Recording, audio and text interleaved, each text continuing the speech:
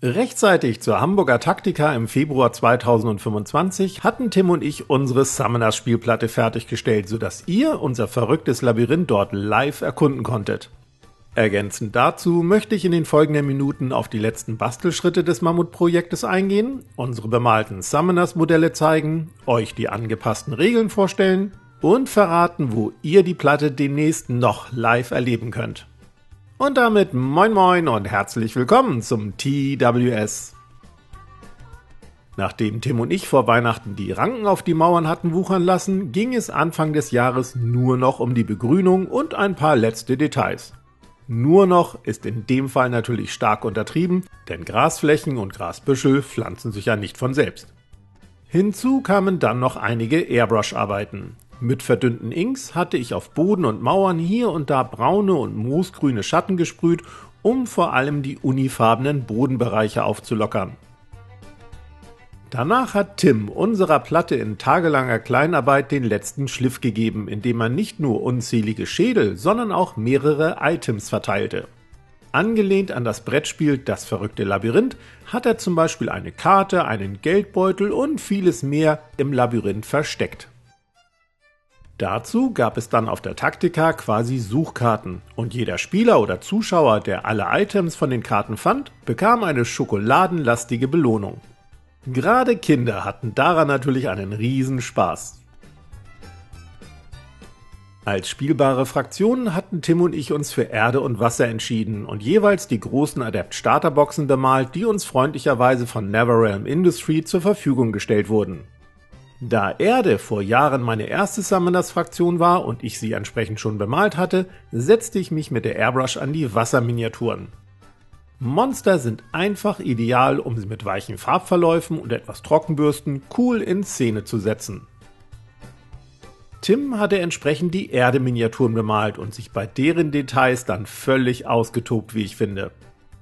Die Base-Gestaltung haben wir abschließend natürlich auf die Labyrinth-Spielplatte abgestimmt, damit alles aus einem Guss wirkt. So, und welche neuen Regeln hatten wir uns nun ausgedacht? Aufgrund der Unterteilung in 16 Segmente war ja bereits klar, dass die Aufstellungszonen der Magier in den 4 festen Ecken sein müssen. 4 große Mana-Quellen sollten davon am weitesten entfernt sein, also in der Mitte der Platte. 4 kleine Mana-Quellen haben wir dann gleichmäßig auf den jeweils 2 Segmenten am Rand verteilt. Reihum immer ein leeres Segment und eins mit einer Mana-Quelle.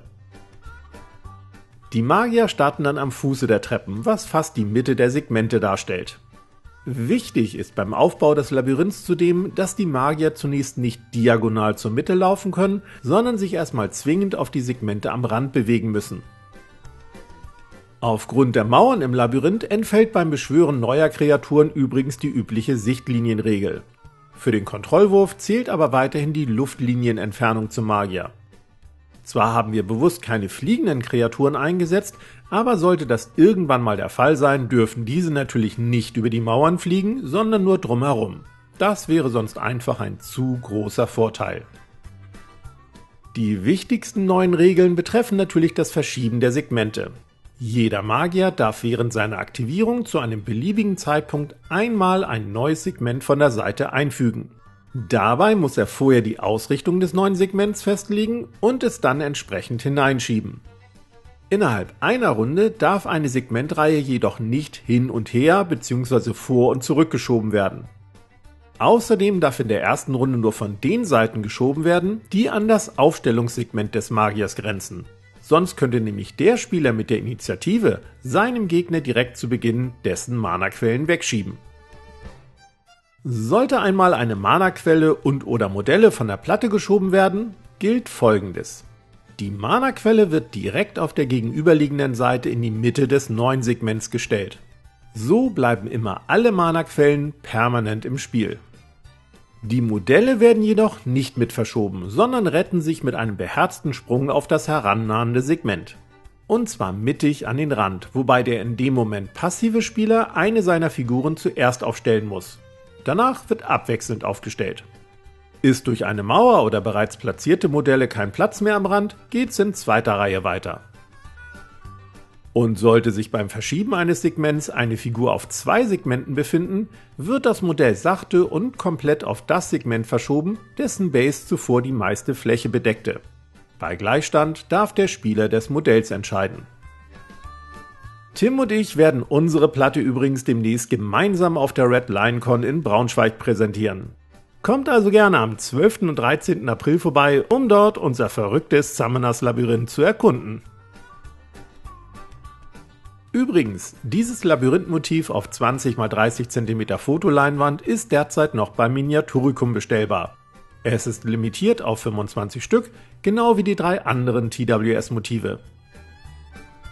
Ich hoffe, euch hat die Serie zu unserer Summoners-Spielplatte gefallen und ihr konntet jede Menge Inspiration mitnehmen. Ich freue mich auf euer Feedback, besonders wenn ihr die Platte schon live gesehen oder ein Spielchen drauf gemacht habt. Wir sehen uns ansonsten im nächsten Video. Bis dann!